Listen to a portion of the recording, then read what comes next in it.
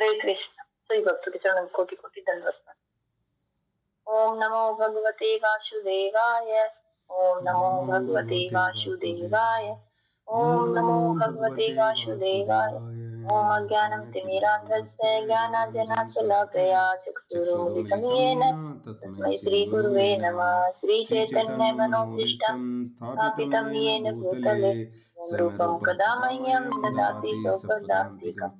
वन्देऽहं श्रीगुरो श्रीयुतपदकमलं श्रीगुरुं वैष्णवांश्च श्रीरूपं साग्रजातं सहगण रघुनाथान्वितं तं सजीवं सावधूतं सावधूतं परिजनसहितं कृष्ण चैतन्य देव श्री राधा कृष्ण पादां सहगण ललिता श्री विशाखान्वितांश्च श्री कृष्ण करुणा सिंधु दीनबन्धु जगत्पते गोपेश गोपिका कान्ता राधा कान्ता नमस्ते। तप्त कांचन गौरांगी राधे वृंदावनेश्वरी वृषभानुसुते देवी प्रणमामि हरिप्रिये। वंशाकल्पतरुभ्यश्च कृपा सिन्धु भवेव च पतितानां पावनेभ्यो वैष्णवेभ्यो नमो नमः।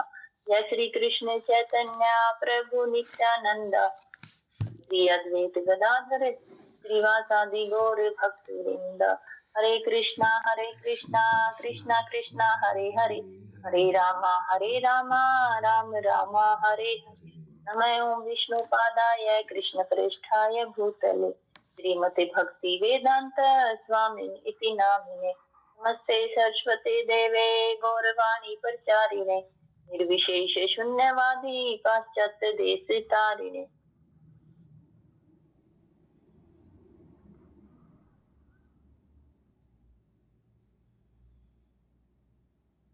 हरे कृष्णा। सभी भक्तों के चरणों में कोटि कोटि दंडवत प्रणाम।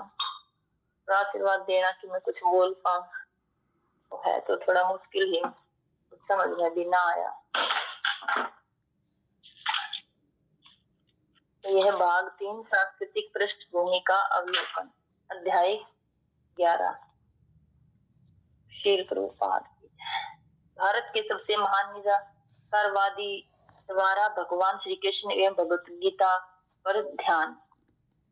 शील प्रभुपाद। निराकारवादी योगियों एवं स्वामियों की भत्सना करते हैं। ऐसे योगी अथवा स्वामी 9वीं शताब्दी में हुए आचार्य श्री शंकर के नामधेय अनुयायी हैं। श्री शंकराचार्य द्वारा भगवत गीता ध्यान पर प्रस्तुत की गई टीका में शील प्रभुपाद कहते हैं कि बुद्धिमानों को जहाँ भय होता है वहाँ मूर्ख तेजी से आगे बढ़ते हैं। जहाँ महानतम निराकारवादी श्रीपाद शंकर भगवान श्री कृष्ण और उनके ग्रंथ भगवत गीता का यथोचित सम्मान करते हैं, वही मूर्ख कहते हैं कि हमें पूर्ण पुरुषोत्तम श्री कृष्ण भगवान के साक्षात शरणागत होने की आवश्यकता नहीं है। जो इसमें है प्रभुपाद जो है, जो निराकारवादी है, उनकी जो है भत्सना कर रहे हैं, क्योंकि जो और बता रहे हैं कि जो मूर्ख होते हैं, तो जो वो है जो बुद्धिमान व्यक्ति होते हैं वहां जो है निराकारवादियों के पास जाने में उनको भय लगता है, लेकिन जो मूर्ख होते हैं वो वहां पर तेजी से बढ़ते हैं। जैसे वो भगवान के पास नहीं, दूसरी जो भी अन्य भी है तथा कथित गुरु उनके पास तो तेजी से बढ़ते हैं। लेकिन अगर कोई, जैसे हम बोलते हैं कि भाई भगवत गीता ले लो, या भी हम बोलते हैं कि आप एक माला करो, तो बोलते हैं नहीं नहीं नहीं हम ये नहीं करेंगे। तो जो है इसमें यही बताया कि तब जहां महानतम निराकारवादी श्रीपाद शंकर भगवान श्री कृष्ण के उचित सम्मान करते हैं, लेकिन जो उनके अनुयायी, जो उनके गुरु है श्री शंकराचार्य, तो वो जो है लेकिन वो भगवान की जो है श्री कृष्ण की पूजा करते हैं और उन्हीं को ही जो ध्यान करते हैं। वो तो सिर्फ भगवान के कहने से ही जो है, जो ये निराकार है उसकी जो है उन्होंने इसको अलग से जो है फैलाया था। भगवान श्री कृष्ण ने ही उनको भगवान श्री कृष्ण ने ही जो है शिव जी को आदेश दिया था कि तुम जाकर और जो है मेरे जो है निराकार स्वरूप की जो है तुम उसमें इनमें जाकर अलग से धर्म की स्थापना करो। तो मूर्ख कहते हैं कि, और जो मूर्ख लोग होते हैं वो भगवान, जो पूर्ण पुरुषोत्तम भगवान श्री कृष्ण है, उनकी शरण ग्रहण करना नहीं चाहते। श्लोक 1। ओम पार्थाय प्रतिबोधितां भगवतां नारायण स्वयं व्यासेन ग्रंथिता पुराण मुनीना मध्ये महाभारतम द्वैतामृतवर्षिणी भगवतीं अष्टदशाध्यायिनी मम त्वाम त्वामनुसन्धामि भगवत भगवद्गीते द्वै भव द्वैशिनी तीनी। हे भगवत गीता, आप अपने 18 अध्यायों के माध्यम से मनुष्य पर द्वय सत्य भगवान के ज्ञान रूपी अमृत की वर्षा कर रही है। हे शुभ स्वरूपा गीता, आपके द्वारा स्वयं भगवान श्री कृष्ण ने पार्थ अर्जुन को प्रकाश का दान दिया। तदुपरांत प्राचीन मुनि व्यासदेव ने आपको महाभारत में सम्मिलित किया। इसने मई माँ इस मर्त्य लोक में के अंधकार में मनुष्य के भवरोग पुनर्जन्म का नाश करने वाली मैं आपका ध्यान करता हूँ। तो जो ये है जो शंकराचार्य है, तो ये जो है ये जो है इसको भगवत गीता को जो है प्रणाम कर रहे हैं। और वो जो ये उन्हीं का लिखा हुआ है, जहाँ तक मुझे पता है, प्रभु जी ज्यादा नहीं पता, अगर गलत हो तो बता देना, क्योंकि कुछ ज्यादा आइडिया नहीं, मैं तो ऐसे ही। ठीक है ना प्रभु जी? तो जो उन्होंने अपनी उसमें लिखा, तो वो कह रहे हैं कि वो भी जैसे भगवान की शरणागति कर रही है, और वो भी कह रहे हैं कि भगवत गीता को जो है बोल रहे कि आप अपने 18 अध्याय के माध्यम से मनुष्य पर द्वैत सत्य भगवान के रूप, क्योंकि तो भगवत गीता को प्रणाम कर रहे हैं और उनसे कह रहे हैं कि आपने जो है अपने 18 अध्याय से जो है मनुष्य 18 अध्याय के माध्यम से मनुष्य को जो है भगवान के ज्ञान रूपी अमृत की वर्षा कर रही है। ये शुभ स्वरूपा गीता आपके द्वारा भगवान कृष्ण, हे शुभ स्वरूपा गीता, आपने जो है आपके द्वारा ही जो भगवान श्री कृष्ण ने है अर्जुन को जो है प्रकाश का दान, मतलब जो अज्ञान में था वो समझ नहीं पा रहा था, तो उसको जो है उस अज्ञान से निकाला। क्योंकि भगवान ने ही जो गीता वैसे तो हमारे लिए कही है, लेकिन जो है अर्जुन को माध्यम बना के उनको मुंह में डाल के और तब कही गई है। तदुपरांत प्राचीन मुनि व्यासदेव ने आपको महाभारत में सम्मिलित किया, और फिर उसके बाद जो है भगवान श्री कृष्ण ने जब एक गीता कही, तो जो है जो व्यासदेव है, तो उन्होंने जो महाभारत में इसको सम्मिलित किया। हे स्नेहमयी माँ, इस मर्त्य लोक में अंधकार के मनुष्य के भवरोग का नाश करने वाली मैं आपका ध्यान करता हूँ। और वो बोल रहे हैं कि जो शंकराचार्य वो कह रहे हैं कि हे स्नेहमयी माँ, जो भगवत गीता को है जो है कि जो इस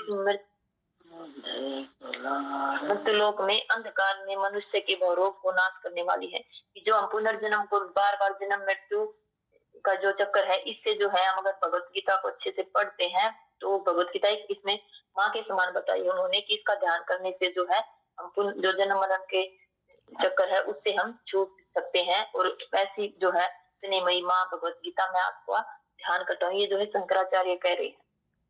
हरे कृष्णा प्रभु जी। ठीक है ना प्रभु जी? कुछ और अगर आप उसमें जोड़ना चाहे तो। नहीं माता जी, आप सही बता रहे हैं। गलत तो बता देना। कृष्णा कृष्णा माता जी, आपका ना आप अनम्यूट कर लीजिए। ठीक है प्रभु जी, जहाँ गलत हो बता देना। ठीक है माता जी। ज्यादा कुछ पता नहीं इसके बारे में। श्लोक 2। नमोस्तुते व्यास विशाल बुद्धे पुल्लारविंदायत पत्र नेत्र येन तवया भारत तैल पूर्ण प्रज्वलितो ज्ञानमय प्रदीपः। हे व्यासदेव, आपको प्रणाम है। आपके पूर्ण विकसित नेत्र कमल के पत्र के शरद विशाल है। आपकी बुद्धि शक्तिशाली है। आपने ही महाभारत रूपी तेल से भरकर ज्ञान के इस दीप को और अधिक तेज कर दिया है। तो अभी दूसरे श्लोक में जो है शंकराचार्य है वो जो व्यासदेव है उनको प्रणाम करते हैं कि आपने जो है पूर्ण विकसित नेत्र कमल के पत्र के शरद विशाल है, कि आप जो ये जो प्रभु जी पूर्ण विकसित नेत्र कमल के पत्र के शरद विशाल है, इसका मतलब जो उनका ज्ञान है उसका प्रभु जी। हाँ जी, मतलब आपके पूर्ण विकसित ने कमल के पत्र के सदृश्य विशाल है, मतलब आपके जो नेत्र से कोई चीज बच नहीं सकती, आप हर जगह जा सकते हैं। आपकी नेत्र शक्ति इतनी, दिव्य शक्ति इतनी है कि आप हर चीज को बैठे बैठे देख सकते हैं। व्यासदेव भी भगवान का ही हाँ जी, हाँ जी, अवतार थे ना, इसीलिए ना भगवान विष्णु के अंश अवतार हैं वो। तो इसीलिए उनको जैसे भगवान है तो वो देख सकते हैं ना प्रभु जी। तो क्या आपके जो नेत्र हैं वो जो है सब जगह देख सकते हैं और इतने विशाल हैं कि उनसे आपसे कोई चीज जो है छुप नहीं सकती। आपकी बुद्धि इतनी शक्तिशाली है कि आपने ही महाभारत रूपी तेल भरकर इस ज्ञान भरकर ज्ञान के इस दीप को और अधिक तेज कर दिया। जो महाभारत कही है उसमें जो तेल भरकर दीप को, जैसे भगवत गीता जो उसमें कही गई है, तो उसको जो है महाभारत में से ही जो भगवत गीता है उसी में भगवान महाभारत रूपी तेल भरकर और जो दीप जो उसमें भगवान ने जो ज्ञान का जो भगवत गीता कही, तो वो जो है उसको उसमें जो है व्यास देव ने जो है और अधिक तेल डाल दिया। मतलब जो भगवत गीता कही तो उसका जो प्रकाश और अधिक तेज हो गया। ठीक है प्रभु जी। हाँ जी माता जी, इसमें क्या है कि जैसे आपने देखा होगा जब हम कोई भी तेल जलाते हैं तो जब उसके अंदर तेल कम होता है तो या तो उसका प्रकाश तेज होने लगता है या फिर वो बुझने लगता है। एक बार तेज हो गया फिर कम होने लगेगा, लेकिन अब फिर दोबारा से उसमें तेल डाल दें तो उसके प्रकाश फिर से तेज हो जाता है। तो कि इसी तरीके से इन्होंने महाभारत रूपी, जिसको जैसे सरसों का तेल है तो महाभारत एक तेल हो गया, उसको उस दिए में डाल दिया और उसकी रोशनी और भी तेज हो गई।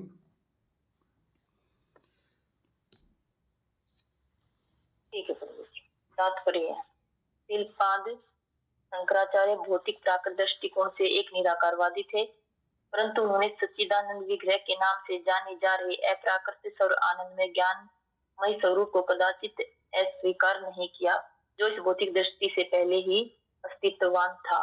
तो जो इसमें बताया गया जो पांच शंकराचार्य थे क्योंकि वो शिव जी का ही अवतार और भगवान ने उनको जो है निराकार धर्म की स्थापना करने के लिए भेजा था। तो लेकिन वो जो है बाहरी दृष्टि भौतिक दृष्टि से तो निराकारवादी थे, लेकिन वो अंदर जो है भगवान का सच्चिदानंद विग्रह है उसको जो है उसी में जो है अपने सच्चिदानंद विग्रह में ही अपना ध्यान लगाते थे और उन्हीं की जो है पूजा अर्चना करते थे।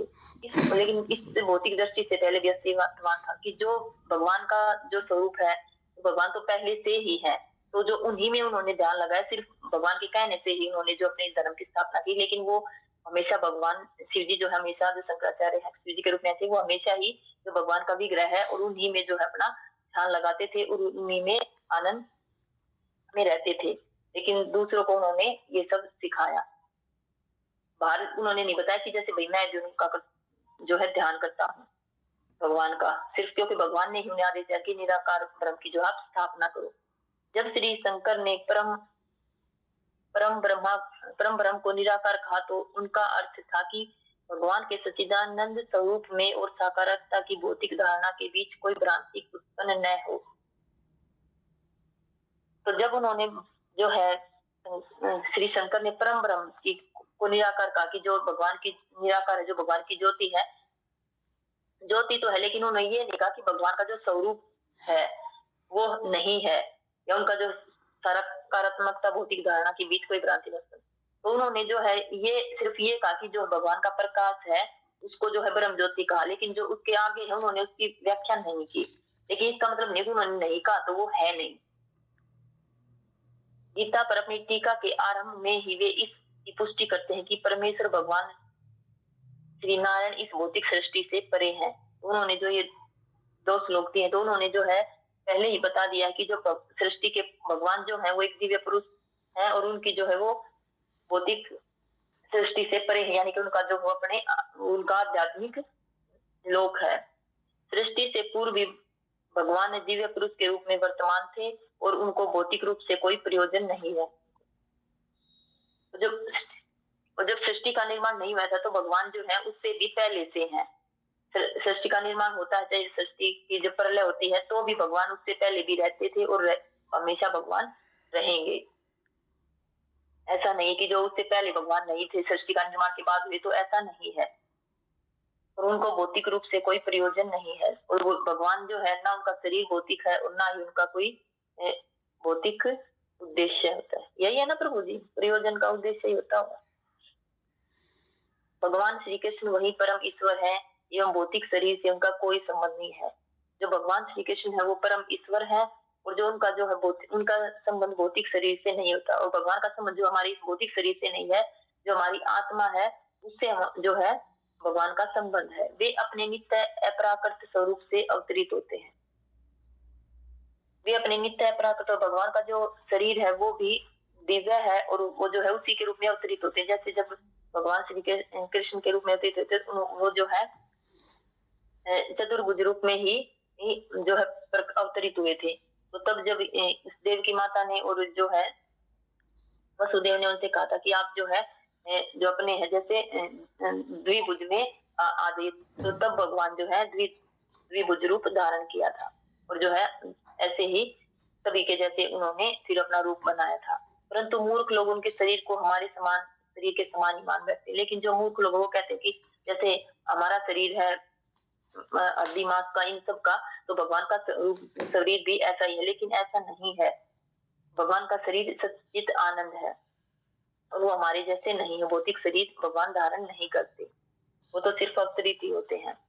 श्री शंकराचार्य द्वारा निराकारवाद का प्रचार विशेष कर उन मूर्ख व्यक्तियों को शिक्षा देने के लिए जो श्री कृष्ण को जड़ पदार्थ से बना हुआ एक साधारण मनुष्य मानते हैं। तो इसमें जो शंकराचार्य ने जो निराकारवादी धारणा, जो निराकारवाद का जो प्रचार किया था, तो उन मूर्खों के लिए किया था जो भगवान श्री कृष्ण को जो है एक साधारण मनुष्य मानते कि भगवान श्री कृष्ण भी जो है हमारे जैसा ही, जैसे ही एक है, उनका भी शरीर हमारे जैसा ही भौतिक शरीर, भौतिक तत्वों से बना हुआ शरीर है। तो उनके लिए जो है भगवान श्री कृष्ण ने शंकराचार्य से कहा कि तुम जाकर उनको जो है ये निराकार की जो है का प्रचार करो।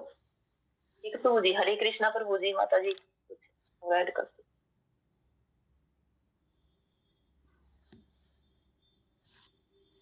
हरे कृष्णा माता जी। माता जी आपने बताया तो बहुत ही अच्छा है, पर इसमें थोड़े से एग्जाम्पल मैं बता देता हूँ। जैसे कि भगवान श्री कृष्ण परमेश्वर हैं एवं भौतिक शरीर से उनका कोई संबंध नहीं। वे अपने नित्य प्राकृतिक रूप में अवतरित होते हैं, परंतु मूर्ख लोग उनको अपने हमारे शरीर के भांति मान बैठते हैं। तो इसमें क्या है कि हम ये देखते हैं ना कि जैसे कि रथ यात्रा जब निकलती है ना माता जी, तो उसमें रथ यात्रा निकलने से पहले जब भगवान आते हैं, रथ पे विराजमान होते हैं, तो शंकराचार्य की परंपरा के जो सबसे प्रथम गुरु हैं, उनको बुलाया जाता है भगवान की पूजा अर्चा करने के लिए। जब वो पूजा अर्चना करते हैं उसके बाद रथ ये भगवान को उनके मतलब ग्रह से निकाला जाता है। और आगे भी जैसे कि बताया गया है कि, और शंकराचार्य ने क्या बताया कि ये निर्विशेषवादी या निकारवाद और सकारवाद दोनों ही भगवान का ही एक ही रूप है। और जैसे आगे भी इसमें लिखा हुआ है, भज गोविंदम भज गोविंदम भज गोविंद मूढ़मते संप्रदाय ते सन्निहिते काले न ही रक्षति दुख वंजते। तो इसमें बता रहे हैं कि अरे मूर्ख, केवल गोविंद का भजन करो, केवल गोविंद का ही भजन करो, केवल गोविंद का ही भजन करो। 3 बार ऐसा उन्होंने बोला। तुम्हारा व्याकरण का ज्ञान एवं शब्द चातुरी मृत्यु के समय तुम्हारी रक्षा नहीं कर पाएगा। कितना स्पष्ट बोला है। और इसको जो मूर्ख व्यक्ति, जैसे कि शुरू में ही बताया प्रभुपाद जी ने, जहाँ पर बुद्धिमान को जहाँ भय होता है वहाँ मूर्ख तेजी से बढ़ते हैं। यानी कि राक्षसी प्रवृत्ति वहाँ बढ़ती है जहाँ पर ज्ञानी लोग चुप बैठने लग जाते हैं। हरे कृष्णा माता जी। और बाकी आपने बहुत ही अच्छे से बताया। हरे कृष्ण प्रभु जी। जैसे आपने अभी जो उदाहरण दिया था, तो उनको क्यों बुलाते हैं जैसे? माता जी जो मुझे समझ में आ रहा है वो तो यही आ रहा है कि क्योंकि उन्होंने भगवान के निराकारवाद को सकारवाद से जोड़ा और उन्होंने बताया इस चीज को। लेकिन दूसरे लोगों ने उनको क्या किया था कि बहुत ही ज़्यादा यही मान लिया था कि हाँ निकार मतलब निर्विशेषवाद है, कोई भगवान का रूप ही नहीं है। लेकिन जब उन्होंने अच्छे से अध्ययन किया और तब तो उन्होंने इस चीज़ को बताया कि नहीं, उन्होंने तो इस चीज़ पे ज़्यादा फोकस किया है कि भगवान के दोनों ही रूप है और एक ही हैं। और माता जी इतना मेरे को पता नहीं, क्योंकि मैं भी देख करके हैरान रह गया था जब शंकराचार्य जी को मैंने वहाँ से, क्योंकि टीवी में आ रहा था तो देखा, तो बड़ा ही अचरज सा हुआ। तो यही मेरा तो यही एनालाइज निकला फिर। हरे कृष्ण माता जी। क्योंकि अंत समय में प्रभु जी जो उनकी माता थी ना, तो उन्होंने पूछा था कि आप जो है दूसरों को कुछ और ज्ञान दे रहे हो, और जो स्वयं कुछ और किसी और का ध्यान कर रहे हो तो मुझे बताओ आप किसका ध्यान कर रहे हो। तो उन्होंने बताया था कि मैं जो है भगवान श्री कृष्ण का ही ध्यान करता हूँ। जैसे जब तो उन्होंने बताया था अपनी माँ को लास्ट में। ये तो मैंने सुना है किसी लेक्चर में, पता नहीं माता जी ने सुना है ना माता जी, हरकेश माता जी। हाँ जी, हाँ जी माता जी, ये हिज ग्रेस सचिपति प्रभु जी के लेक्चर में उन्होंने ही बताया था ये बात। जी तो मुझे क्योंकि मैं हाँ वो ये तो मैंने सुना था, ये तो उन्होंने बताया था। ठीक है, तो आगे कर लो प्रभु। गीता का अध्ययन करने की कोई भी परवाह न करता है। यदि यदि वह एक साधारण भौतिक मनुष्य के द्वारा कही गई होती और निसंदेह व्यासदेव उसे महाभारत के इतिहास में रखने का व्यर्थ परिश्रम न करते। इसमें बताया कि जो अगर भगवत गीता का अध्ययन करने की कोई भी जो है परवाह नहीं करता, यदि एक साधन होता, अगर जो भगवत गीता व्यासदेव ने उसे महाभारत के इतिहास में नहीं रखा होता तो जो है जो भगवत गीता को कोई भी जो है उसको कोई भी भौतिक मनुष्य उसको पढ़ने नहीं चाहता कि ये तो ऐसे ही कहानी बना के लिख दी है। लेकिन जो है व्यासदेव ने इसको जो महाभारत में रखा है तो इसलिए जो है उन्होंने इसको रखा है, तो इसलिए जो है उनका जो परिश्रम हो व्यर्थ नहीं है, क्योंकि भगवत गीता के ऊपर इतनी सब टीका, इतने सब इसको जैसे पढ़ना चाहते हैं और उस पर टीका अपनी करना चाहते हैं, क्योंकि जो है वो एक हमारे उसमें महाभारत में रखा गया है इसलिए। और वैसे अगर खाली उसमें होता तो कोई भी नहीं पता कि जैसे और पुस्तकें हैं तो वैसे ही जो भगवत गीता भी एक पुस्तक की तरह रह जाती। ठीक है ना प्रभु जी। हाँ जी माता जी। ऊपर के श्लोकों में के अनुसार महाभारत प्राचीन विश्व का इतिहास है और व्यासदेव इन महान महाकाव्य के रचयिता है और भगवत गीता श्री कृष्ण के समान है। क्योंकि कृष्ण परम भगवान है इसलिए श्री कृष्ण और उनके शब्दों में कोई अंतर नहीं है। तो जो है ऊपर के जो दो श्लोक है तो इनमें बताया गया है कि जो महाभारत है वो सबसे ज्यादा प्राचीन इतिहास है और इसमें जो है व्यासदेव जो है इस महाभारत के रचयिता, महाकाव्य के रचयिता है, उन्होंने इसकी रचना करी है, मतलब उन्होंने लिखा है उनको। भगवत गीता श्री कृष्ण के समान है, तो जो भगवान श्री कृष्ण है और भगवत गीता है उनमें कोई भी अंतर नहीं है। क्योंकि कृष्ण परम भगवान है इसलिए श्री कृष्ण और उनके शब्दों में कोई अंतर नहीं है। तो जो कृष्ण है वो परम भगवान है और जो भगवान के मुख से निकली है भगवत गीता तो उन भगवान श्री कृष्ण और उनके मुख से निकले हुए इसमें कोई भी अंतर नहीं है। अतः श्रीमद् भगवत गीता भी साक्षात भगवान श्री कृष्ण के समान ही पूजनीय है, दोनों ही अद्वैय वस्तु हैं। तो जो भगवत गीता है उस भगवान के समान ही पूजनीय है क्योंकि वो भगवान के मुख से निकला हुआ एक गीत है, तो भगवान के द्वारा कही गई बात है, तो वो भी जो है अद्वितीय वस्तु है, उनकी भी जो है पूजा भगवान के समान ही पूजनीय है। जो भगवत गीता का यथारूप श्रवण करता है वास्तव में उन शब्दों को कमल के दृश्य होठों से सीधे सुनता है। जो भगवत गीता यथारूप का श्रवण करता है, यानी कि जो प्रभुपाद ने जो भगवत गीता यथारूप को है जो है उनका श्रवण कर उनको सुनते हैं, तो जो उनके शब्दों को भगवान के कमल होठों से सीधा सुनता है, तो जो उसको सुनता है श्रवण करता है तो उनको ऐसा मतलब वास्तव में ऐसा है कि जैसे भगवान ही जो है अपने कमल के समान होठों से जो है उनको भगवत गीता को हम पढ़ते हैं तो हमें ऐसा ही जैसे अनुभव होता है कि जैसे भगवान ही जो है ये होठों से सीधे ही हम सुन रहे हैं जैसे, तो उनका वो हमें अनुभव होता है। परंतु अभागे व्यक्ति कहते हैं कि आधुनिक मनुष्य के लिए गीता अत्यंत प्राचीन ग्रंथ है जो अनुमान, अटकलबाजी या ध्यान के द्वारा भगवान को ढूंढना चाहते हैं। तो जो अभागे व्यक्ति है तो वो कहते हैं जो ये है भगवत गीता है बहुत ज्यादा प्राचीन ग्रंथ है, जो आधुनिक मनुष्य है वो जो है भगवत गीता प्राचीन ग्रंथ कहते हैं। और जो अनुमान और जो ध्यान, अनुमान के अटकलबाजी और जो है ध्यान के द्वारा भगवत, तो इसमें बता रहे हैं कि जो भगवत गीता है ये ग्रंथ है और जो है मनुष्य जो है इनको जो है ध्यान के द्वारा जो है भगवान को ढूंढना चाहते हैं। हरे कृष्णा प्रभु जी, कुछ और ऐड कर दो आप। हरकेश माता जी कुछ बताएंगे।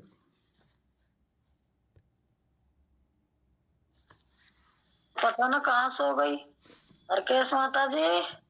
हरे कृष्णा माता जी। दिखाई ना दे रही कि मैं? कहाँ दिखाई दे रही है यारी ना दिख रही? मैंने तो वीडियो तो चला रखे है। दिखाई दे रहे हो माता जी? माता जी सही बता रही हो आप, सही है। मेरे को तो इतना ज्ञान है ना। यही है, गीता का अध्ययन कोई मतलब परवाह न करता तो यदि वह साधारण भौतिक मनुष्य के द्वारा नहीं कही जाती, कही गई होती। अब जो कि इसका इतना महत्व है भगवत गीता का, और जो कोई साधारण मनुष्य है और ये भौतिक मनुष्य है, वे इनको इनके द्वारा कही जाती तो मतलब कही होती तो मतलब ये और निर्देशक किसे और मतलब कोई पढ़ते ना पढ़ते ये अपनी धारणा बनाते इसमें अलग अलग वे, तो निसंदेह व्यास देव से महाभारत के इतिहास में रखने का व्यर्थ सम करते हैं। ठीक है माता जी, आपने सब बता ही दिया, सही है। फिर मुझे आप बता दे, मेरे को ना इतना ज्ञान हरे गवार। कृष्ण माता जी, यहाँ पर है ना हमारे जो आचार्य बोलते हैं, जो हम लेक्चर में सुनते हैं ना, कि अगर हम गीता डिस्ट्रीब्यूट करते हैं तो वो वहाँ पे रखा हुआ भी एक एटम बम है। तो यहाँ से हमें ये पता चल रहा है उस बात का जो वो बोलते हैं कि वो एटम बम क्यों है, क्योंकि यहाँ पर ये साक्षात भगवान श्री कृष्ण उनके घर में आते हैं। और ये देखो कितनी विडंबना है कि अगर हम देखते हैं ना दूसरे कल्चर के अंदर, दूसरे धर्म में, जैसे कि हम सिख धर्म में देखते हैं, तो सिख धर्म में उनके गुरु ग्रंथ साहिब जी उनके लिए इतने ज़्यादा इम्पोर्टेंट हैं कि वो उनको ऐसे सहेज करके रखते हैं कि सोना चांदी हीरे जवाहरात भी उससे पीछे हैं, इतना सम्मान देते हैं। यहाँ तक कि जो उनकी शादियाँ होती हैं वो भी गुरु ग्रंथ साहिब जी के, जैसे हम अग्नि के फेरे लेते हैं, वो उनके फेरे लेकर के अपनी शादी को कंप्लीट मानते हैं उसको। तो उनके लिए ग्रंथ कितने ज़्यादा इम्पोर्टेंट है। लेकिन यहाँ पर हमारे आचार्यों ने देखो कितनी ज़्यादा छूट दी हुई है कि आप गीता लो, आप कैसे भी पढ़ो, आप पढ़ सकते हैं। कल एक मैं लेक्चर सुन रहा था, तो उस लेक्चर में यही बताया गया था कि भगवान ने कितना ये हमारे को चैतन्य महाप्रभु ने कितना ज़्यादा हमारे को डिस्काउंट दिया हुआ है कि सतयुग में ये ग्रंथ पढ़ने से पहले नहाना और पता नहीं क्या क्या क्रियाएं करने के बाद हम इन ग्रंथ को उठाते थे और पढ़ते थे। और पहले तो पढ़ा ही नहीं जाता था, वो तो सिर्फ सुनते थे, स्मरण करते थे। लेकिन अभी अगर आप नहीं भी नहाए हैं तो भी आप इनको पढ़ सकते हैं, इनको सुन सकते हैं। आप अगर चाहें तो लेट के भी पढ़ सकते हैं, बैठ के भी पढ़ सकते हैं। ज़रूरी नहीं कि मंदिर के सामने पढ़ें या तुलसी जी के सामने पढ़ें, लेकिन इनको पढ़ सकते हैं। और इसका इतना ज़्यादा भगवान को ये रखने का तरीका बता रहा है कि जैसे कोई आधुनिक व्यक्ति है, उसके लिए गीता क्या है, एक ग्रंथ है। महाभारत उनके लिए क्या है, एक नाटिका है, एक नाटिका प्रस्तुत की गई है। लेकिन उस भले मानस से अगर कोई पूछे कि आप ही आधुनिक जीवन में किसी ने कुछ ऐसी नाटिका बनाई है, उनका दिमाग चकरा जाएगा कि भैया युधिष्ठिर के 5 भाई क्यों हुए, वो 100 भाई हो गए सामने, फिर भगवान श्री कृष्ण का आना हुआ, इतनी ज़्यादा सेना हुई। उससे पहले पांडव, फिर धृतराष्ट्र, पांडव मर गया, क्यों मर गया, श्राप मिला। मतलब अगर हम देखें एक कहानी के अंदर एक कहानी और है, उस कहानी के अंदर एक कहानी और, जो जाल है वो भी उसके आगे फेल हो जाएगा, वो जाल भी जाल में अलझ के रह जाएगा। इतनी ज़्यादा कॉम्प्लिकेटेड है ये। और क्योंकि हम जब छोटे थे तो ये हमने खूब सुना है कि ये तो सिर्फ नाटिका है, किसी ने बना दी, ऐसे लिख दी। पर इतना ज़्यादा कॉम्प्लिकेशन किसी मनुष्य के दिमाग में हो तो मानना बड़ा ही मुश्किल है। तो यहाँ पर यही बताया माता जी कि उन्होंने भगवत गीता को ही वो प्रणाम कर रहे हैं, और उन्हीं के बारे में वही साक्षात भगवान श्री कृष्ण है, क्योंकि उनके मुख के द्वारा सिर्फ यही एक ऐसा ग्रंथ है जो भगवान के मुख से निकली हुई वाणी को शब्द रूप में ट्रांसफर किया गया है। हरे कृष्ण माता जी। हरे कृष्ण। श्लोक 3।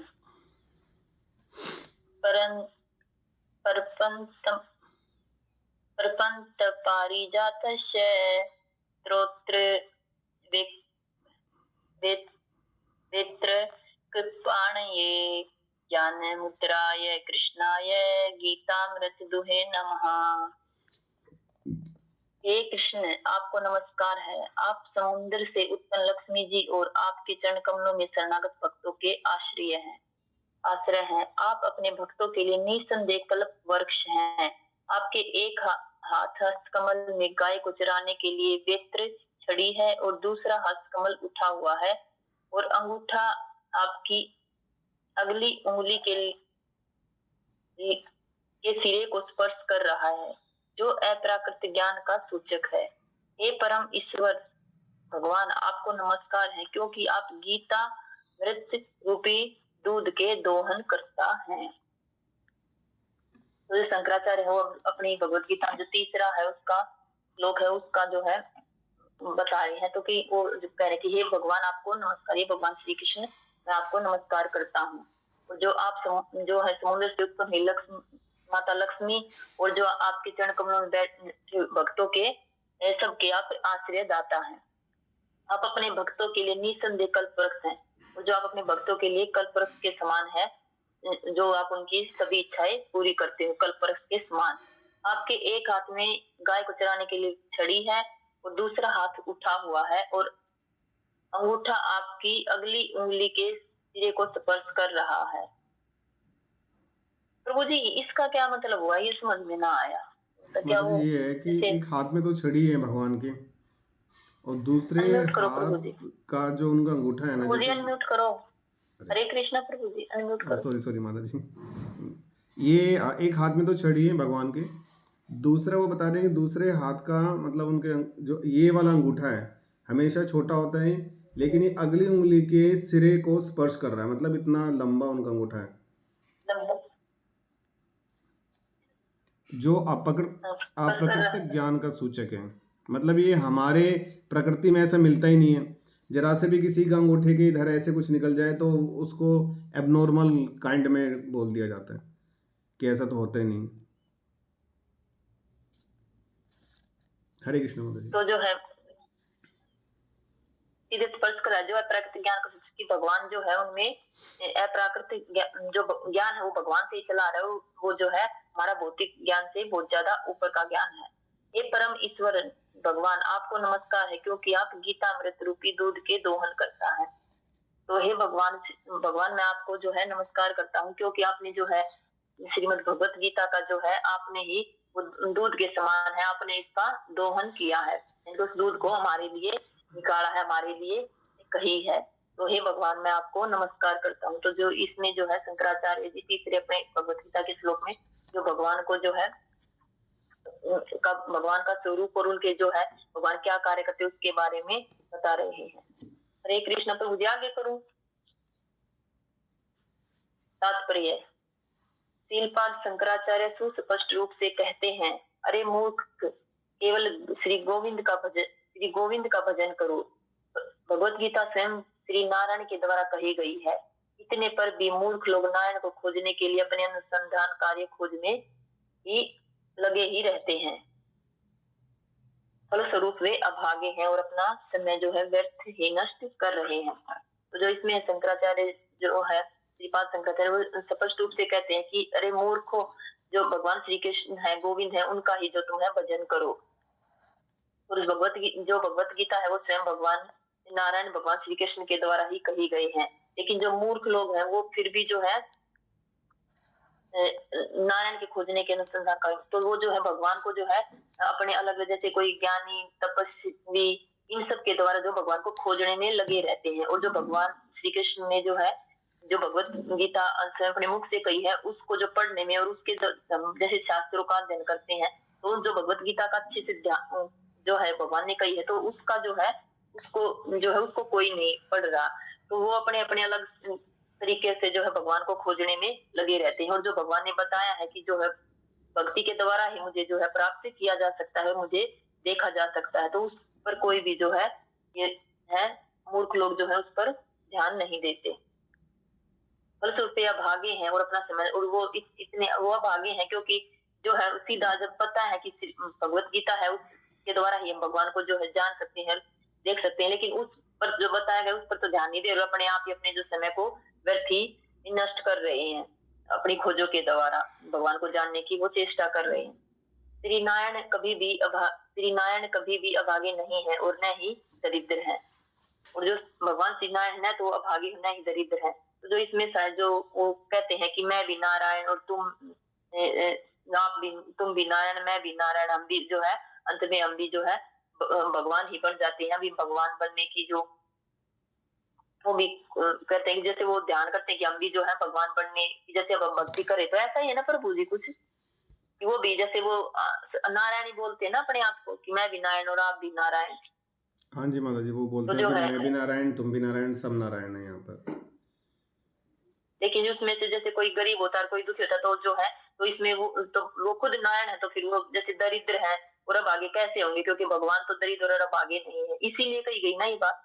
हाँ जी माता, क्योंकि भगवान की जो अर्धांगिनी है वो साक्षात लक्ष्मी जी हैं, और कभी भी पत्नी ये नहीं चाहेगी कि उनके पति को किसी भी प्रकार का कष्ट हो। और वो ऐश्वर्य की, क्योंकि जब लक्ष्मी जी का उद्गम हुआ था तो उनको उनको मैच करने वाला कोई नहीं था, तो सिर्फ और सिर्फ भगवान ही थे जो उनको उनके संरक्षण के लिए उनके लायक थे, बिल्कुल परफेक्ट थे। तभी लक्ष्मी जी उनके पास आई। तो ये बोला जाता है माता जी के ना, जो नारायण के भक्त होते हैं वो दरिद्र होते हैं, वो गरीब होते हैं, ये बोला जाता है, बहुत सुनता है इस्कॉन में आकर के। जैसे माता जी ने जो अब की बार लेक्चर दिया था ना, बहुत ही अच्छा लेक्चर दिया था। उनमें उन्होंने अपनी एक अनुभव भी शेयर किया था कि जब वो साइकोलॉजी करी थी, यानी कि जो मनुष्य के दिमाग को पढ़ने की एक एक पाठ्यक्रम है वो कर रही थी, जिसके डॉक्टर भी होते हैं, जो लोग फ्रस्ट्रेट मतलब जो परेशान होते हैं उन डॉक्टर के पास जाते हैं और काफ़ी भारी फीस भी देते हैं, और वो उनको दवाई भी देते हैं और तथा उनकी बातें सुन करके उनको कुछ सजेशन भी देते हैं। तो उसमें जो चीज़ उन्होंने पढ़ी, जो कि लास्ट वाला पॉइंट था, तो उन्होंने उसके ऊपर काफ़ी मतलब वो सेटिस्फाई नहीं हुई, जितने भी उनके सर थे या प्रोफेसर्स थे उनके आंसर थे, लेकिन वो पहले ही दिन सेटिस्फाई होगी जब उन्होंने इस्कॉन में एंटर किया। अर्थात उनके कहने का अर्थ ये था कि जहाँ पर पढ़ाई खत्म होती है वहाँ पर इस्कॉन शुरू होता है, जहाँ पर पढ़ाई की हदें खत्म होती हैं वहाँ पर हमारे टेम्पल की पढ़ाई शुरू होती है। हरे कृष्ण। हरे कृष्ण प्रभु। उनकी तो पूजा धन एवं सौभाग्य की देवी लक्ष्मी और सभी जीवों द्वारा की जाती है। तो जो भगवान जो है इसमें बताया कि जो दरिद्र और अभागे हैं, तो ऐसा नहीं, क्योंकि जो है भगवान की पूजा तो जो लक्ष्मी देवी है, जो सौभाग्य की और धन की देवी लक्ष्मी है, और उनके जीवों के द्वारा, तो उनकी जो है उनकी पूजा तो जो है लक्ष्मी देवी और सभी जीवों के द्वारा की, और सब जो है उनकी पूजा करते हैं। जो लक्ष्मी देवी धन की देवी है, सौभाग्य की देवी है, वो तो उनकी पूजा करती है, वो उनकी जो है पत्नी है। श्री शंकर ने अपने को ब्रह्म के रूप में घोषित किया है, परंतु वे स्वीकारते हैं कि श्री नारायण या श्री कृष्ण भगवान है, और वे श्री कृष्ण भौतिक सृष्टि से परे हैं, और वे परब्रह्म के रूप में श्री कृष्ण को प्रणाम करते हैं, क्योंकि श्री कृष्ण सभी के द्वारा पूजन किए जाने योग्य है। तो जो इसमें है, जो श्रीपाद शंकराचार्य है, तो उन्होंने अपने आप को जो है ब्रह्म का है, जो भगवान का तेज है, उसके रूप में घोषित किया है। परंतु वे इस बात को मानते हैं कि जो श्री नारायण या श्री कृष्ण भगवान है, वे जो है भौतिक सृष्टि से परे हैं, और वो परब्रह्म है, अपने आप को ब्रह्म कह रहे हैं, लेकिन मेरे से भी जो ऊपर है वो परब्रह्म है, यानी कि वो भगवान श्री कृष्ण है। तो ऐसे भगवान को जो मैं है प्रणाम करता हूँ, क्योंकि श्री कृष्ण सभी के द्वारा पूजन किए जाने योग्य, क्योंकि वो परब्रह्म है, तो सब इसलिए जो है भगवान श्री कृष्ण जो है सबके द्वारा अब पूजन किए जाने योग्य है। जैसे भाई अब वो बताना तो ये चाह रही कि जैसे मैं ब्रह्म हूँ और मैं भी जो है परब्रह्म की पूजा कर रहा हूँ, तो तुम भी जो है मेरे से ऊपर है उनकी पूजा करो। लेकिन उन्होंने जैसे वो डायरेक्ट नहीं, इनडायरेक्ट उनको बता दिया है। अब वो उनकी समझ के ऊपर है कि वो उसको कैसे समझते हैं, उनके जो अनुयायी हैं। केवल मूर्ख एवं श्री कृष्ण के शत्रु ही जो यह नहीं समझ सकते कि भगवत गीता क्या है, यद्यपि वे टीका भी लिखा करते हैं। तो जो मूर्ख है और जो भगवान श्री कृष्ण के शत्रु हैं, वो भगवत गीता पर तो टीका लिखते हैं और लिखा करते हैं, लेकिन वो जो ये समझ नहीं क्या भगवान श्री कृष्ण क्या है, टीका तो उस पे अपनी कुछ भी अपने हिसाब से उस पे कर देते हैं, लेकिन उनको जो है समझ में कुछ भी नहीं आता, क्योंकि वो भगवान के शत्रु हैं और मूर्ख हैं। जो भगवान का शत्रु है तो वो भगवान को कैसे समझ सकता है। कहते हैं कि हमें कृष्ण नामक व्यक्ति की नहीं, वरन कृष्ण के माध्यम से बोले जाने वाले उस अजन्मे, अनादि और शाश्वत तत्व की सर्वभावेन पूर्ण रूप से ग्रहण कर लेनी है।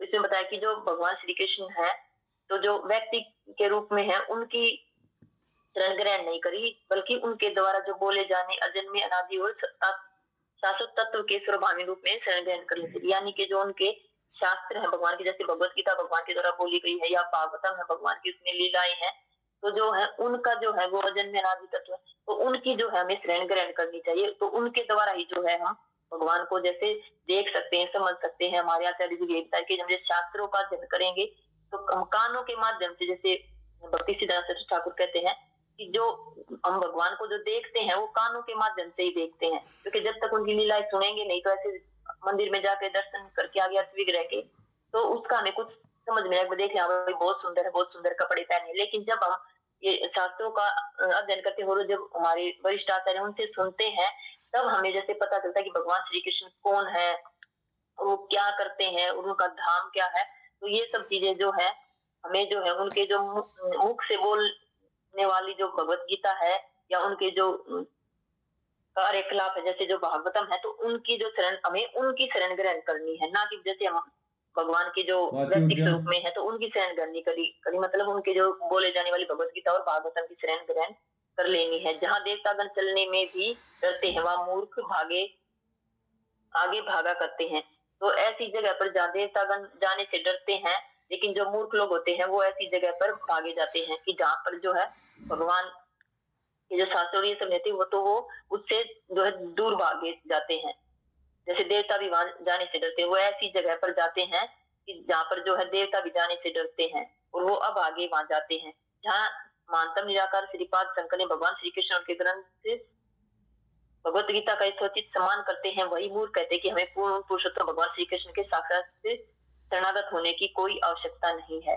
जो इसमें जो महानतम निराकारवादी जो श्रीपाद शंकराचार्य है, वो भगवान श्री कृष्ण और उनके ग्रंथों का जो है यथोचित सम्मान करते हैं, लेकिन जो वही मूर्ख कहते हैं कि जो हमें पूर्ण पुरुषोत्तम भगवान श्री कृष्ण के इस साक्षात शरणागत होने की कोई, हमें भगवान श्री कृष्ण के शरण में जाने की भी कोई भी आवश्यकता नहीं है।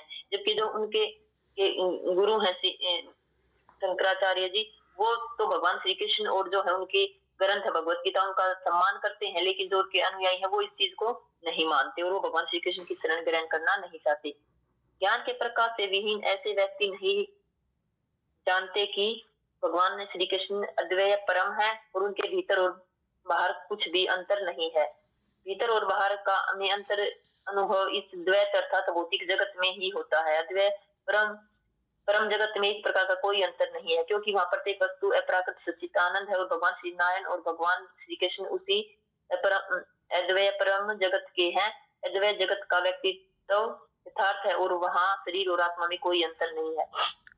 तो इसमें यही बताया गया कि जो ज्ञान के प्रकाश से विहीन ऐसे व्यक्ति नहीं जानते कि, तो जो जिसमें ज्ञान नहीं है, वो जो अज्ञानी है, और वही व्यक्ति जो है भगवान श्री कृष्ण को परम नहीं मानते कि जो है भगवान श्री कृष्ण परम भगवान है, और जो उनके भीतर और बाहर में कुछ भी अंतर नहीं, जो भगवान के भीतर और बाहर कुछ भी अंतर नहीं, जैसे हमारे आत्मा और हमारे शरीर में अंतर है, तो जो है वो जो है भगवान श्री कृष्ण का जो है परम जगत है, उसमें जो सभी जो है वहां पर किसी जो आत्मा और परमात्मा में जैसे कोई अंतर नहीं रहता उस जगत। ये सिर्फ भौतिक जगत में ही होता है कि हमारी शरीर और जो हमारी आत्मा में अंतर होता है, क्योंकि वहां पर जो भगवान का जगत है, भगवान का जो आध्यात्मिक लोक है, वहां पर जो है सभी चीजें वो सच्चित आनंद है।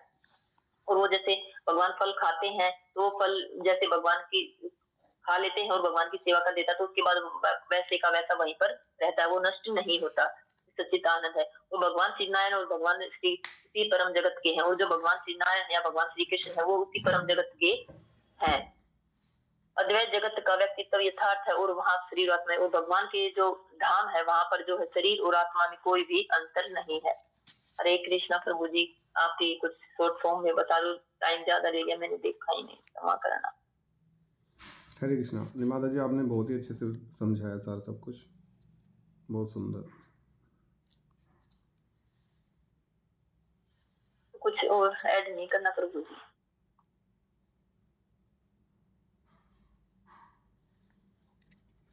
माता जी लग तो नहीं रहा कुछ ऐड करें, लेकिन अगर किसी का कोई क्वेश्चन है फिर तो वो पूछ सकते हैं। हाँ जी माता जी। राकेश माता जी, अगर आप कुछ ऐड करना